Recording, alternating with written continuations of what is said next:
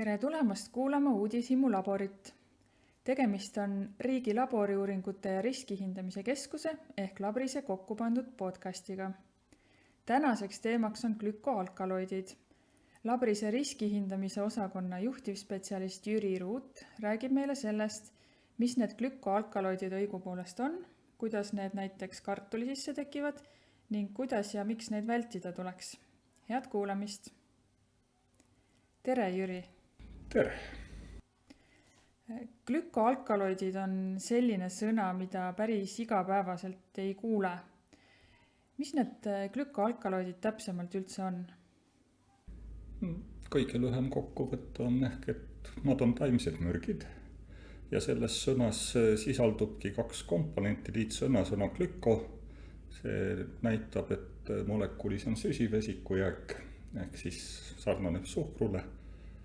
Ja teine on alkaloid, need on sellised taimsed ühendid, mis sisaldavad lämmastikku, et see oleks võib-olla kõige sellisem lühem iseloomustus ja siin ühendis ongi koos siis kaks komponenti, üks on magus ja teine mõru. Kuhu ja miks need glükoalkaloidid üldsegi tekivad? Nad on eelkõige taimekaitse vaenlaste eest, kas või selleks, et loomad neid ära ei sööks, putukad nahka ei pistaks niimoodi edasi. Ja siis tekivadki taimekaitseks ja eelkõige leidub neid maavitsalistes. Ja maavitsalised kuuluvad siis perekonda Solanum.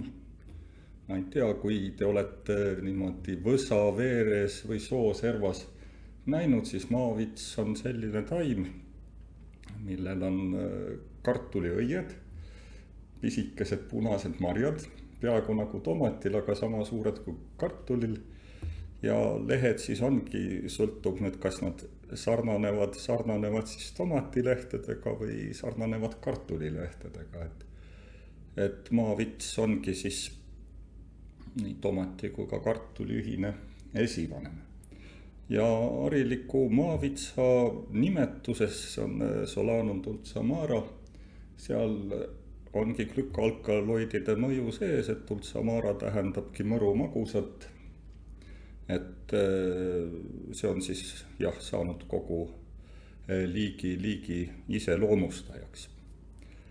Ja nagu sai mainitud siis, et maavits on kartuli ja tomati esivanem, siis kartul on ladina keeles Solanum tuberosum, tomat Solanum lycopersicum, et seal see maavitsaliste perekonda kuulumine on väga ilusti näha.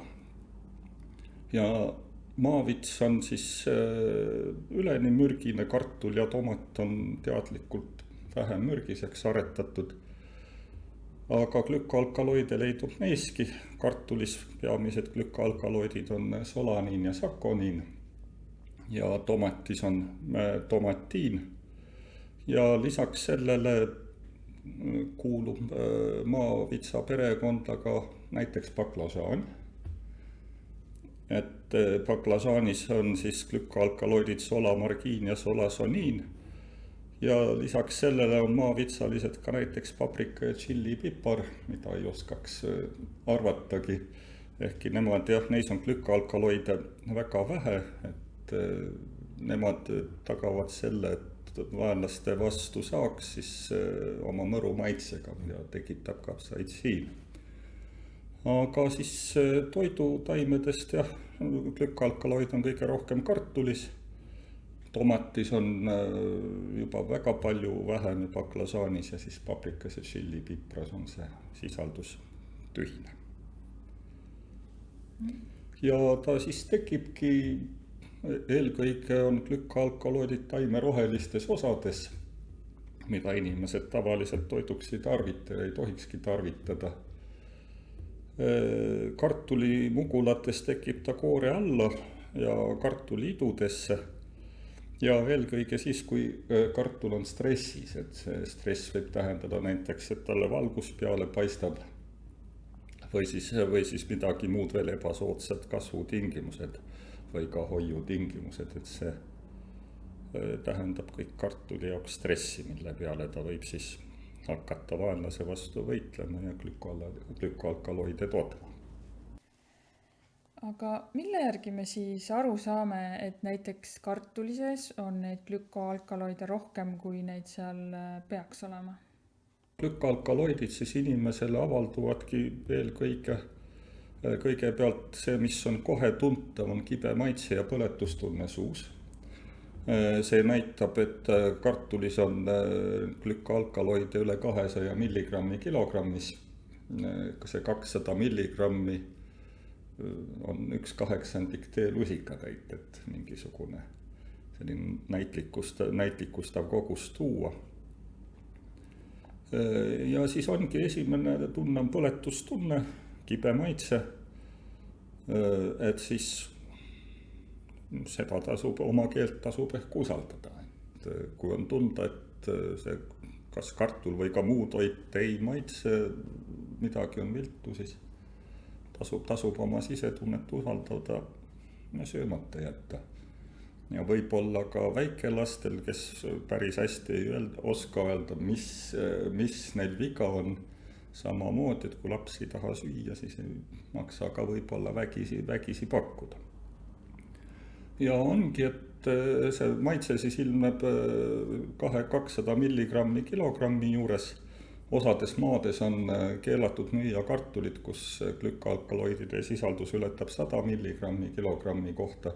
Või on kartulid rohelised, see rohelisus tekib jällegi valguse toimel. Näitab, et kartul on stressis, tegemist on klorofülliga.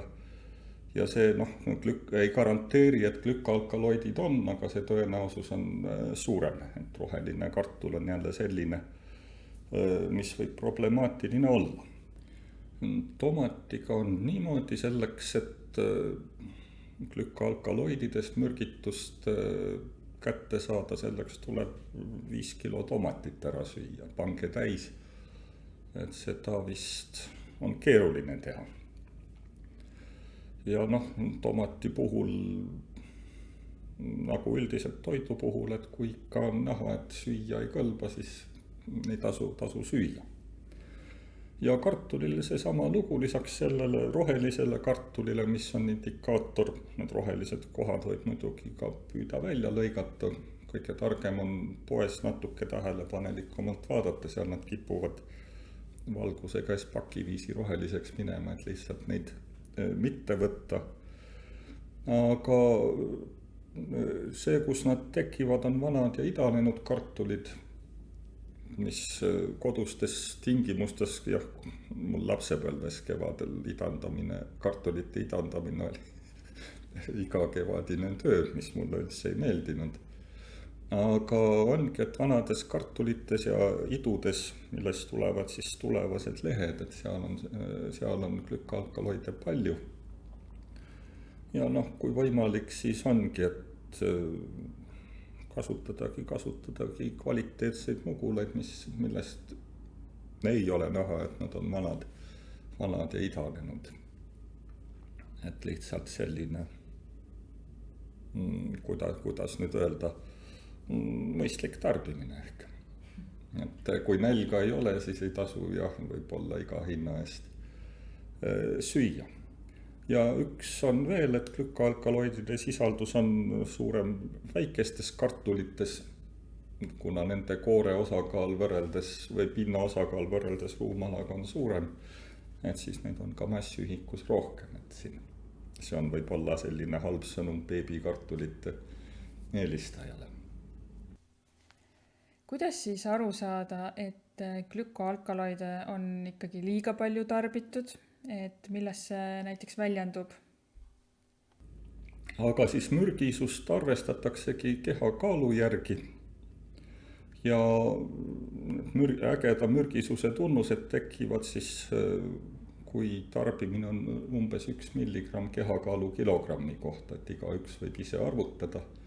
Aga 100-kilose inimese jaoks, nagu ma peaaegu ise olen, või siis lapse jaoks 10, kes kaalub 10 kilo, et see mürgisus ongi sama koguse söömisel, lapse jaoks on 10 korda suurem, et seda tasub arvestada ja seda toksikoloogid arvestavadki.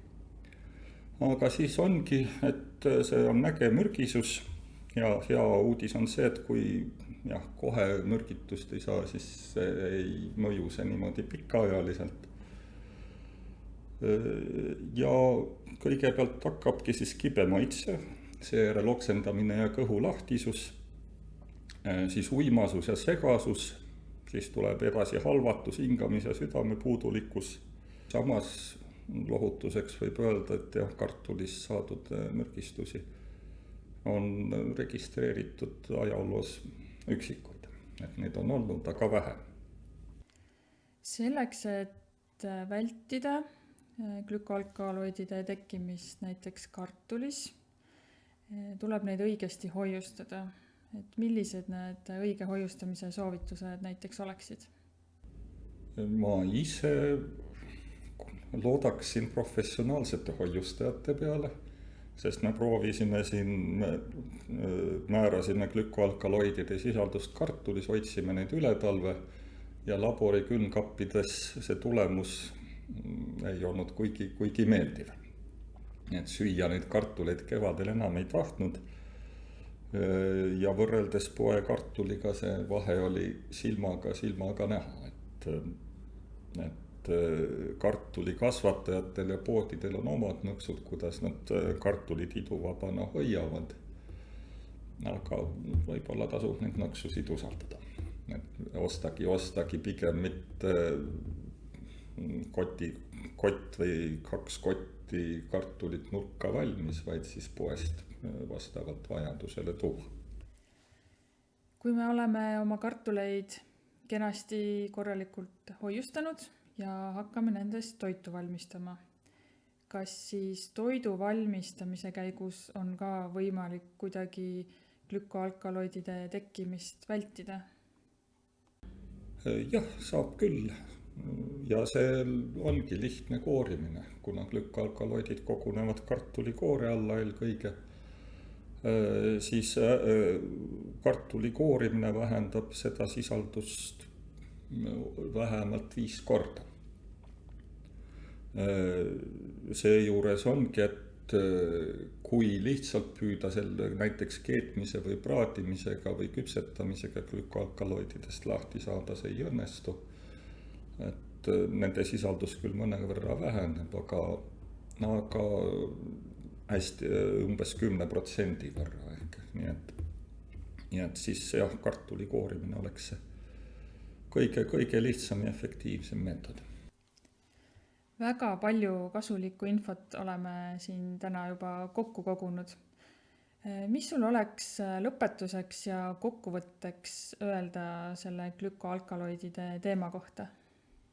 Kokkuvõtteks kartuli glükoalkaloidid võivad probleem olla teatud juhtudel, aga kindlasti ei tasuks selle pärast kartuli tarvitamist mürgistushirmus ära jätta, või sellest loobuda, aga tuleks jälgida, et oleks kogused mõistlikud, et ka kartuli puhul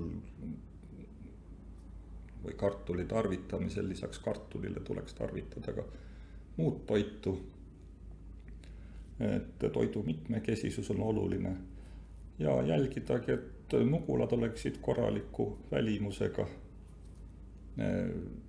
Tasub ka kartuleid koorida enne valmistamist ja võib-olla ongi veel, et kui tundub, et midagi on viltu, seesama kibe maitse näiteks, siis võibki mõnikord kartuli söömata jätta ja võib-olla olla selle arvelt tervem.